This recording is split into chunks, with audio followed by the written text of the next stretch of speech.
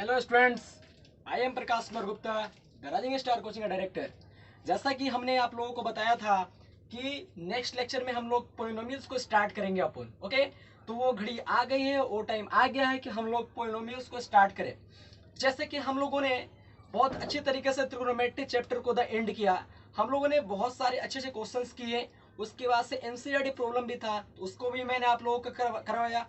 तो इस तरह से हम लोग बहुत अच्छे से लेके कंटेंट चल रहे हैं। और जितने भी बच्चे अभी नहीं जान रहे हैं इस चैनल के बारे में, आप उनको बताइए कि the rising rankers YouTube channel पे सर्च करो, वहाँ पे प्लेलिस्ट में जाओ, वहाँ पे देखो, तुम एक लेक्चर देखो, वहाँ पे कंटेंट अगर अच्छा लगे तो तुम देखना, नहीं देखना अगर अच्छा नहीं लगे तो कोई बात नहीं। ओके स्टूडेंट्स, इतना आप जरूर करो। ओके, तो चलो आज के लेक्चर में हम लोग पोलिनोमियल्स यानी बहुपद को स्टार्ट करते हैं। ओके, ये 10th का बहुत ही मजेदार टॉपिक है। जैसे कि ट्रिग्नोमेट्री को हम लोग मजे से खत्म कर दिए, इसको भी हम लोग मजे से खत्म करेंगे। ठीक है, तो चलो अपन पोलिनोमियल्स को स्टार्ट करते हैं। तो देखो स्टूडेंट्स, पोलिनोमियल्स को स्टार्ट करने से पहले हमको दो चीजों का ज्ञान आवश्यक है। क्या क्या वो चीजें बताते हैं, देखना ध्यान से। पहला को बोलते हैं कांस्टेंट, पहला क्या बोलते हैं, कांस्टेंट। ओके स्टूडेंट्स, और दूसरे को बोलते हैं वेरिएबल। क्या बोलते हैं, वेरिएबल। क्या बोलते हैं, वेरिएबल। यानी पोलिनोमियल्स को स्टार्ट करने से पहले, पोलिनोमियल्स के क्वेश्चन सॉल्व करने से पहले, पोलिनोमियल्स के पहले सबसे ज्यादा अति आवश्यक हो जाता है हमें किसका ज्ञान होना, कांस्टेंट का और वेरिएबल का। ओके, कांस्टेंट और वेरिएबल का ज्ञान होना हमें अति आवश्यक होता है। किससे पहले, पोलिनोमियल्स के पहले। अब देखना यहाँ पे कांस्टेंट बोलते किसको हैं और वेरिएबल किसको बोलते हैं। ठीक है, यानी कांस्टेंट क्या होता है और वेरिएबल क्या होता है। तो देखो यहाँ पे कांस्टेंट मतलब होता है कि जिसका वैल्यू फिक्स्ड होगा, जिसका वैल्यू क्या होगा, फिक्स्ड होगा। यानी इसका मतलब हुआ कि फिक्स्ड मतलब क्या, क्या मतलब प्रश्न उठता है दिमाग में, जैसे कि वो 2, 4, 3, 5, 6 डैश डैश डैश और भी सारा वैल्यू। अब बताओ कि 2 को हम 2 ही बोल सकते हैं, 2 को हम 3 नहीं बोल सकते हैं, 4 को 4 बोल सकते हैं, 4 को हम 5 नहीं बोल सकते हैं, मौसा को मौसा बोल सकते हैं, मौसा को कभी मौसी नहीं बोल सकते हैं। अरे बोल सकते हैं, कभी नहीं बोल सकते हैं। तो इस जिस तरह से मौसा का नाम मतलब मौसा फिक्स्ड है, उसी तरह से यहाँ भी 2 है तो 2 फिक्स्ड है। यानी 2 कभी भी 3 नहीं हो सकता, 5 कभी 6 नहीं हो सकता, 3 कभी 5 नहीं हो सकता, 5 कभी 3 नहीं हो सकता। ठीक है, आया समझ में। अरे छलका कि नहीं छलका, अरे चमका ना। तो देखो, यानी कांस्टेंट पता चल गया कि कांस्टेंट मतलब होता है कि जिसका वैल्यू क्या हो, फिक्स्ड हो। यानी जिसका वैल्यू फिक्स्ड होता है उसको हम क्या बोलते हैं, कांस्टेंट। ओके, अब देखना, अब आती है बात वेरिएबल की। वेरिएबल मीन्स होता क्या है, वेरिएबल मीन्स होता है स्टूडेंट्स, वेरिएबल मतलब होता है कि जिसका वैल्यू फिक्स्ड नहीं होता है, नॉट फिक्स्ड, नॉट फिक्स्ड। यानी जिसका वैल्यू फिक्स्ड नहीं होगा उसको हम बोलते हैं वेरिएबल। जैसे अपन जैसे एक रिलेशन लिख रहे हैं, 1 + x = 3, 1 + x = 3। अब यहाँ पे हम देख रहे हैं कि 1 जो है, 1 क्या है, कांस्टेंट है, 1 क्या है, कांस्टेंट है, और 3 भी क्या है, कांस्टेंट है। लेकिन यहाँ पे x क्या है, वेरिएबल है, x क्या है, वेरिएबल है। ओके स्टूडेंट्स, यानी वेरिएबल मीन्स कि उसका जो वैल्यू होगा अकॉर्डिंग टू क्वेश्चंस चेंज हो जाएगा।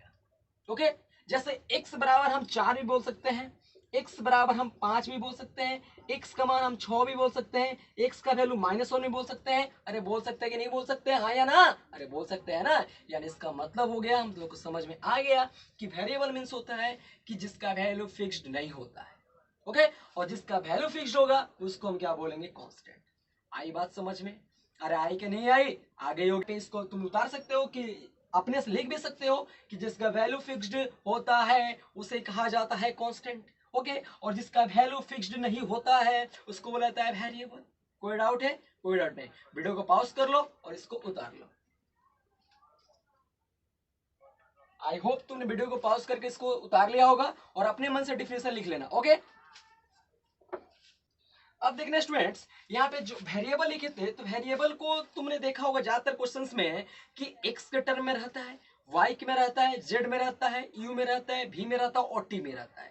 यानी वेरिएबल तुमको जितना भी मिलेगा x में, y में, या तो z में, या तो t में, या तो u में, या तो v में। ठीक है, इतने में तुमको वेरिएबल मिलता है। ओके, और कांस्टेंट जो होता है उसको हम अपनी भाषा में बोलते हैं जैसे a small b small c। Okay students, तो अब देखो, अब हम मेन पॉइंट यानी मेन मुद्दा पे हम चलते हैं। हमारा मुद्दा क्या था, हमारा मकसद क्या है, पोलिनोमियल्स को जानना। What is polynomials? तो पोलिनोमियल्स को जानने से पहले तीन चीजों का इसमें ज्ञान आवश्यक होता है।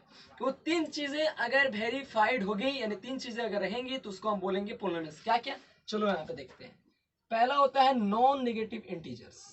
Non negative integers, non negative integers, integers. Okay students, उसके बाद से होता है कि उसमें वन वेरिएबल होना चाहिए, वन वेरिएबल, वन वेरिएबल, और उसमें होना चाहिए कांस्टेंट। क्या होना चाहिए? कांस्टेंट।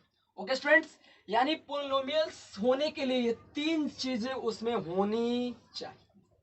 ठीक है, अब देखना ध्यान से, ये तुम्हें दिमाग में प्रश्न उठ रहा होगा कि नॉन निगेटिव इंटीजर्स होता क्या है, वन वेरिएबल मींस क्या, और कांस्टेंट मींस क्या। ओके, अब देखो नॉन नेगेटिव इंटीजर्स, इंटीजर्स मतलब क्या होता है, जो बट्टा में यानी जो फ्रैक्शन में नहीं होता है, उसको हम क्या बोलते हैं? इंटीजर्स बोलते हैं।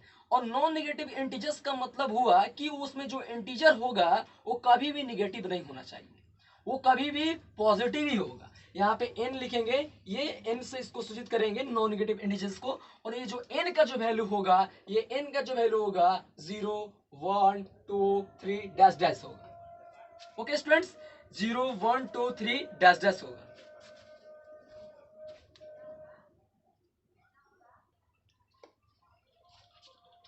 अब देखो स्टूडेंट्स, यहाँ पे पोलिनोमियल्स होने के लिए तीन चीजें, नॉन नेगेटिव इंटीजर्स मैंने बता दिया क्या होता है, कि वैसा इंटीजर्स जो नेगेटिव में नहीं होगा, यानी किसमें होगा, जीरो से स्टार्ट करेंगे। ओके स्टूडेंट्स, अब तुम देखोगे कि पढ़े होगे पहले कि 9th क्लास में 8th क्लास में नेचुरल नंबर, नेचुरल नंबर क्या होता है कि counting number is called natural number, यानी गिनती की संख्या को हम प्रकृत संख्या बोलते हैं। और जब हम प्रकृत संख्या के फैमिली में जब हम जीरो को इंक्लूड कर देते हैं तो उसको बोलते हैं होल नंबर। क्या बोलते हैं? होल नंबर, यानी होल नंबर मींस क्या होता है? पूर्ण संख्या। ओके, या तो हम यहाँ पे बोल सकते हैं n जो होगा वो पूर्ण संख्या होना चाहिए। ओके, या कुछ भी बोलो, n या तो पूर्ण संख्या होगा या तो क्या होगा, नॉन नेगेटिव इंटीजर्स होगा। ओके, और यहाँ पे one variable, one variable means या तो x, या तो y, या तो z, या तो t, या तो u, या तो v, ये छह में से कोई एक होना चाहिए, और भी सारा जो भी होगा, मतलब कोई एक वेरिएबल ही होगा, उसमें एक से अधिक प्रकार का वेरिएबल हो ही नहीं सकता है। अगर एक से अधिक प्रकार का वेरिएबल है तो वो बहुपद नहीं है। ओके स्टूडेंट्स, तो अब इतना तो पता चल गया। अब देखो यहाँ पे कि सबसे पहले हम इसका एक्सप्रेशन लिखते हैं। एक्सप्रेशन लिखेंगे तो थोड़ा उसको उससे क्या मिलेगा, हमको आइडिया मिलेगा। तो देखो पोलिनोमियल्स को हम करते हैं p से, p ऑफ अगर x के टर्म में लिखना चाहे तो x के टर्म में लिखेंगे, अगर तुम y के टर्म में लिखना चाहो तो p ऑफ y करना, तुम z के टर्म में लिखना चाहो तो p ऑफ z करना, तुम t के टर्म में लिखना चाहो तो p ऑफ t करना, तुम u के टर्म में लिखना चाहो तो p ऑफ u करना, तुम v के टर्म में लिखना चाहो तो p ऑफ v करना। ओके, यानी जिस टर्म में लिखना वो टर्म यहाँ पे होना चाहिए, यानी यहाँ पे जो होगा उसी टर्म में यहाँ पे होगा। यानी अगर x वेरिएबल तुम ले रहे हो, x वेरिएबल, तो यहाँ भी x वेरिएबल होगा, या y नहीं हो सकता है। अगर y होगा तो पोलिनोमियल्स नहीं होगा। तो देखो p ऑफ x को हम करते हैं an x to the power n, ध्यान से देखना, plus an n minus one x to the n minus one, plus a two x का power n minus two, plus dot dot dot a one x के power one, plus a of zero x के power zero. Okay students, ये हो गया polynomials का expression, यानी बहुपद का जो मानक रूप होता है, स्टैंडर्ड फॉर्म होता है, यही होता है a n x to the power n plus a n minus one x to the n minus one, plus a two x x का power n minus two, plus dot dot dot a one x का power one, plus a zero x का power zero. ठीक है, या तो हम इसको ऐसे पलट कर लिखना चाहें तो इसको ऐसे लिख सकते हैं क्या, कि ए जीरो एक्स के power zero, plus a one x के power one, plus a two x के power two, plus a three x के power three, plus dot dot dot dot dot कहां तक जाएगा, ए एन एक्स के power n। कोई doubt नहीं होनी चाहिए। ओके स्टूडेंट्स, अब यहाँ पे जानने वाली बात है, तुमको दिखाई दे रहा है यहाँ पे, देखो ए एन माइनस वन, और यहाँ पे क्या है, ए यहाँ पे ए एन माइनस टू होगा, a n minus two, a n minus two, a one, a nought, ये क्या है सारे, देखो यहाँ पे ध्यान से, ए जीरो, ए वन, और क्या है, a n minus one, an-2 ये सारे क्या हैं? कांस्टेंट है। सारे क्या हैं? कांस्टेंट, यानी उसका वैल्यू क्या होगा? फिक्स्ड होगा। अब यहाँ पे तुझको x दिखाई दे रहा है, x, यहाँ भी x, यहाँ भी x, यहाँ भी x, तो ये x क्या है? x क्या है मेरे बच्चे बोलना? अरे वेरिएबल है। x क्या है? वेरिएबल है। हो गया ना? अब यहाँ पे जो n है, n क्या होगा? n क्या होगा? अरे बोलो ना, n क्या होगा? यहाँ पे लिख दे रहे हैं n बराबर होगा non negative integers, non negative integers, non negative integers, integers. Okay students, इतना बात पता होना चाहिए।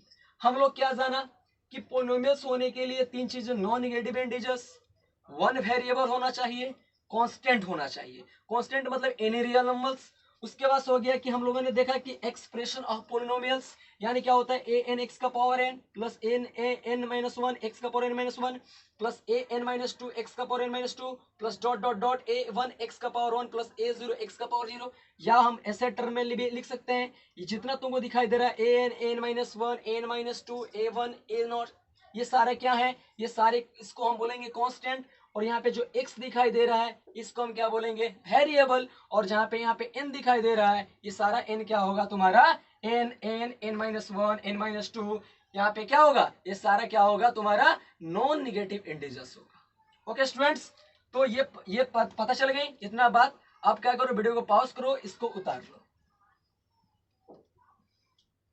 आई होप तुमने वीडियो को पॉज करके इसको उतार लिया होगा। डिफिनेशन करके लिखवा देते हैं, डिफिनेशन ये पहले उतार लेना, उसके बाद से फिर डिफिनेशन हम लोग लिखेंगे अच्छी वे में। ओके, आप देखो ना स्टूडेंट्स, यहाँ पे मैंने इसका डिफिनेशन लिख दिया है। इसके पहले हम लोगों ने जितना भी जाना वो अच्छी वे में जाना, और ये भी अच्छा वे में इसको तुमको याद रखने के लिए क्या किया है कि किसी एक चर x के विभिन्न घात वाले पदों को प्लस चिन्ह से एकत्रित करने पर जो व्यंजक प्राप्त होता है उसे बहुपद कहा जाता है। ओके स्टूडेंट्स, यानी यहाँ भी हम लोगों ने क्या देखा कि इसके पहले जो हम लोगों ने देखा है कि जिसमें नॉन नेगेटिव इंटीजर्स होना चाहिए, उसमें एक टर्म होना चाहिए, यानी वन वेरिएबल होना चाहिए, और उसमें कांस्टेंट होना चाहिए। ओके, तुम बोल सकते हो कि एक ऐसा एक्सप्रेशन जिसमें नॉन नेगेटिव इंटीजर्स और एक वेरिएबल और कांस्टेंट होते हैं उसको पोलिनोमियल्स कहा जाता है। आप समझ के बोल सकते हो ऐसे करके, सिंपल वे में, ठीक है? इससे अच्छा होगा वही बोल देना कि वैसा एक्सप्रेशन जिसमें क्या होता है? नॉन नेगेटिव इंटीजर्स होते हैं, और क्या होता है उसमें? वन वेरिएबल, और क्या होता है उसमें तुम्हारा क्या कि कांस्टेंट होता है, तो उसी को क्या बोलते हैं? हम पोलिनोमियल्स बोलते हैं। अब पता चल गया पोलिनोमियल्स के बारे में, पोलिनोमियल्स हम बोलते किसको हैं। अब यहाँ पे स्टूडेंट्स प्रश्न उठता है कि अब क्वेश्चंस आते हैं एग्जाम में कि पोलिनोमियल्स निम्न में से बहुपद कौन है। तो अब देखना ध्यान से कि अगर तुझे कहीं भी अगर पूछे, जैसे इस समय लिख दूं यहाँ पे x का पावर 2 प्लस 1, ये बहुपद है कि नहीं है? क्योंकि इसमें एगो x है, यानी एक वेरिएबल है, इसमें कांस्टेंट है, और इसमें क्या है? इसका जो पावर है ये नॉन नेगेटिव इंटीजर्स है, यानी ये क्या है? पोलिनोमियल्स है। मैं अगर तुमसे पूछूं, ध्यान से देखना, लिख दो यहाँ पे a1 x के पावर 1/2 प्लस a2। अब पूछूंगा बताओ क्या ये पोलिनोमियल्स है, तो तुम्हारा जवाब क्या होगा? नो सर, क्योंकि यहाँ पे जो इसका जो पावर है ये हमारा क्या आ गया है? नॉन नेगेटिव इंटीजर्स है। ये क्या है? हमारा रेशनल नंबर है। यहाँ पे नॉन नेगेटिव इंटीजर्स होना चाहिए।